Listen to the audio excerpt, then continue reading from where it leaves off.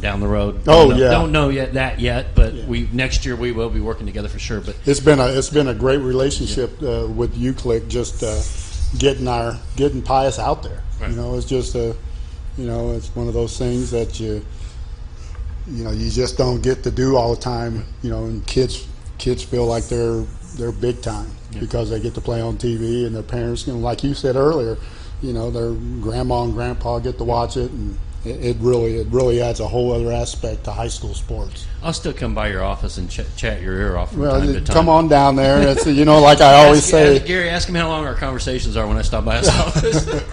It's one of those things. We solve the world's problems. I know that if someone comes down to my office to see me, they really got to want to see me because I'm way down in the dungeon. Okay. So nobody just drops in. That's a good thing, though. Yeah, that's right. Nobody just drops in to see me. They always come down, and they have to make an exerted effort to come down and see me.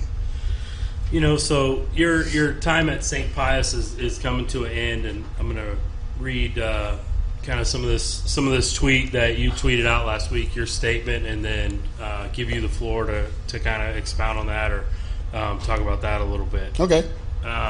So it is with a heavy heart that I announce that I have been removed as head football coach at St. Pius X High School. It is a position I have held for 25 years and a program I have been part of for over 33 years. I had hoped to announce my retirement this spring and have my final year to leave this program with a bit of pride and dignity, but sometimes, as we know, life is not fair. I would like to thank all the families over the years that have trusted me with their sons. They are what it is always have been about.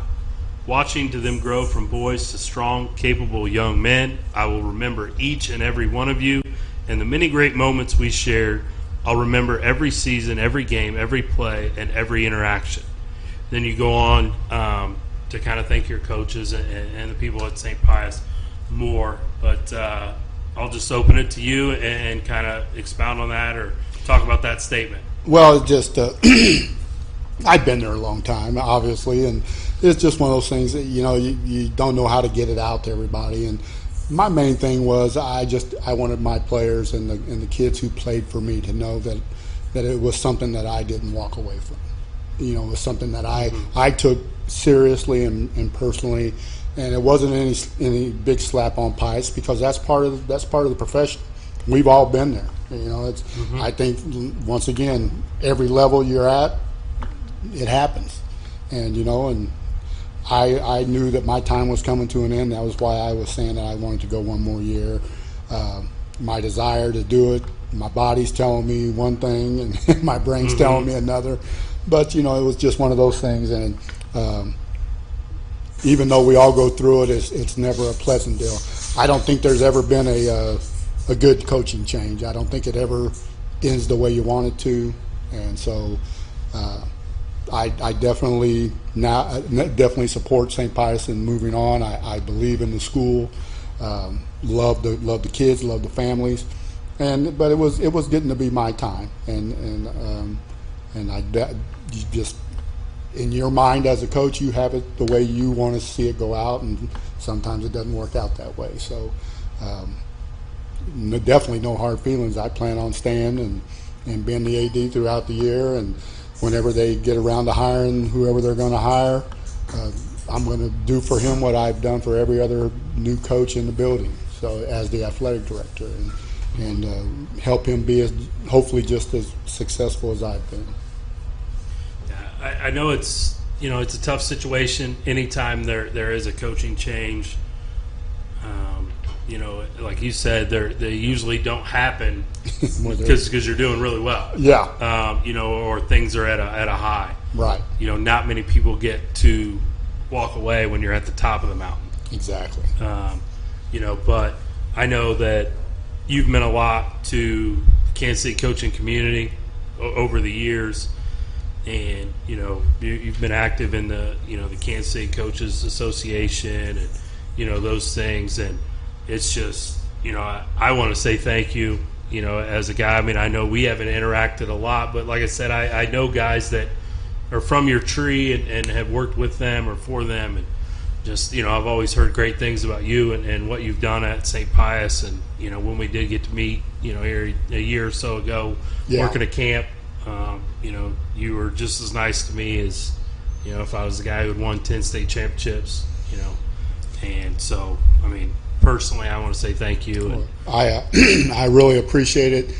And on that same vein, talking about the Greater Kansas City Coaches Association, that's the way I was made to feel when I first came up, and Gene Weir and Mark Littrell, Tony Severino, and all those guys that, and Chip Sherman, just go down the list of all those guys.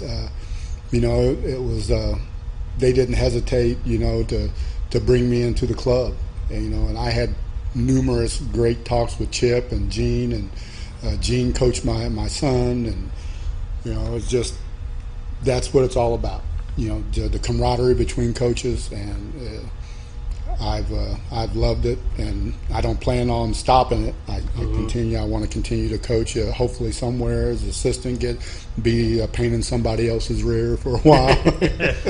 and hopefully I'll get to do that. So I ain't going nowhere, and I plan on being at the association meetings and being down there heckling the guy who's talking and doing those kind of things. So making noise at the bar while they're back there trying to do the clinic. So loved it, and I definitely appreciate what you said, and it's so true. That's just that's the way the profession is. Yeah, I'm thankful that coaching, in the Kansas City community, it's just, it's so open. It seems like there's not a coach that I've reached out to and I'm like, hey, I got a football question. Hey, I know you ran this kickoff return at one point, or I know you ran this offensive scheme. What are the benefits? What are the drawbacks? Because, we know it's not really about scheme.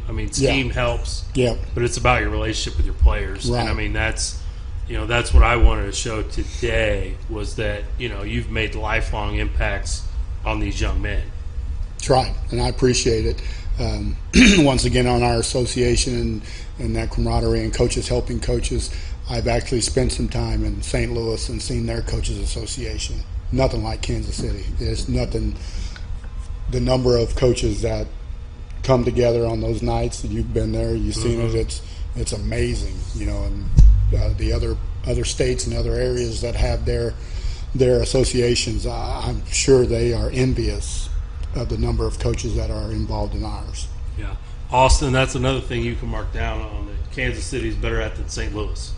Yeah. You keep track of all that stuff. I do keep track of all that stuff. So I just noted it, and I'll be using it from now on. That's right. Yeah. Coaches Association's Our better. Coaches Association's better. You heard it firsthand. Somebody who's seen both. Our next guest really smiled on that one too, so I guess he's happy about that too. He's waiting on. He's waiting. Oh, is he waiting? Hey, Trey's in the green room. He's in the green room. He's in the green room. Oh, in Tulsa, fantastic. In Tulsa, nice. But Coach, I really appreciate your time today, coming in, and personally, I'm sorry that your career at Pius is not, ending the way that you want it to. But, in this profession, it's how it happens. It's how it happens. And, my career as an assistant at Grandview didn't end how I wanted it to, being the school I went to. I'm an alumni of there. But,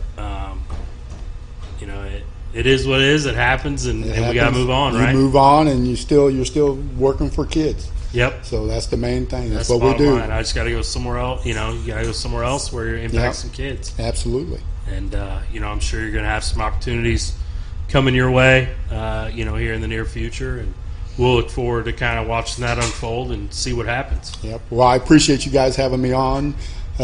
It's been fun. It's always good to talk football and talk Kansas City football and things that are going on. And so you guys are doing a good job here. It's anytime you can get in front of the camera and say things about kids and talk about ways to make their life better and Chiefs and sports, nothing better.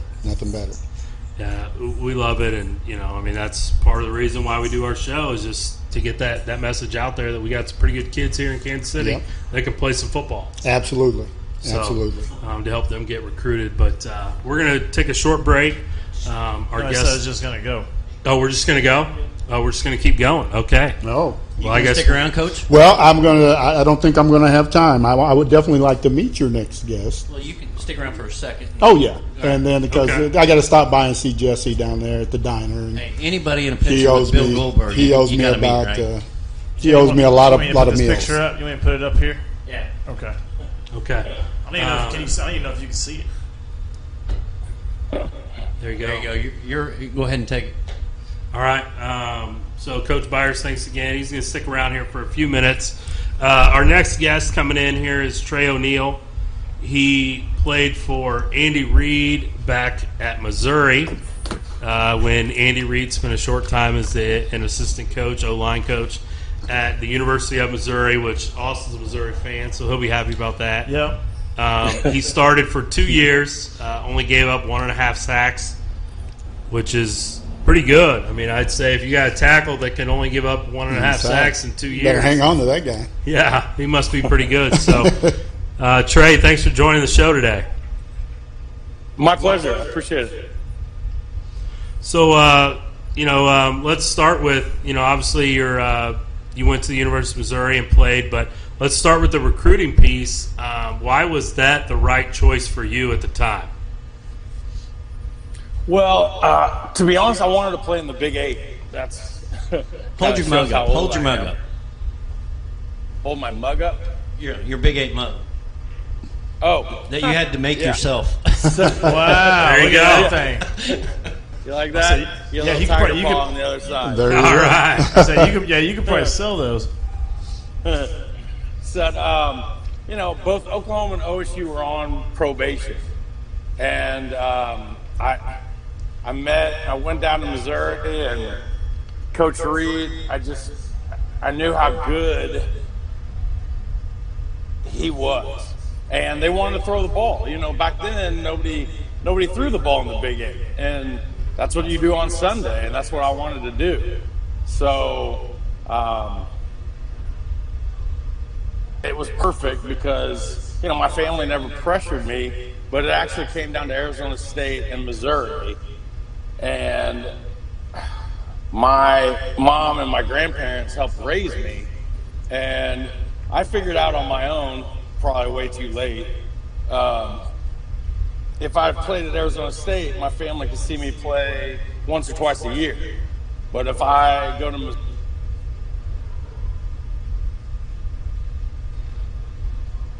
Hang on a second. We lost your audio.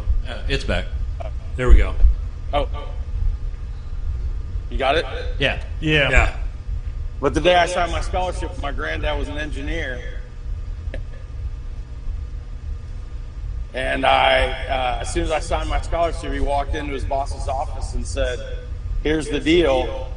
From January 1st till August 31st, I'm going to work for you. From September 1st to the end of the football." And they drove everywhere. It was awesome. Yeah, back in the Big 8 days, obviously, it wasn't as spread out as it is now. You only had the 8 teams, and Oklahoma, Nebraska would have been a big rivalry.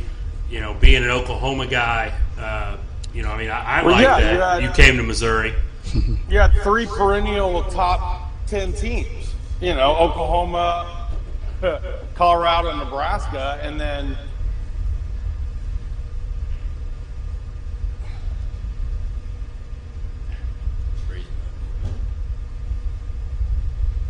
season play against the best. And back then, the Big 8 was the best conference. Yeah, that's awesome. Who was so Andy Reid was your O-line coach? Who was the head coach at Missouri at that time? Bob Stoll came from Utah, Okay. but Dirk Cutter was the offensive coordinator. Okay. It's another NFL guy now. Yeah. The guy, when Coach Reid went to the Packers in '92, Marty Morningwig was the tight ends coach, and he moved over to the O-line. That's a pretty good coaching staff Yeah, there. that's quite a I deal. mean, crazy, right? I played offensive tackle, and redshirted because I was skinny. But all 5 years. You're still skinny. Yeah. Every year I played, we had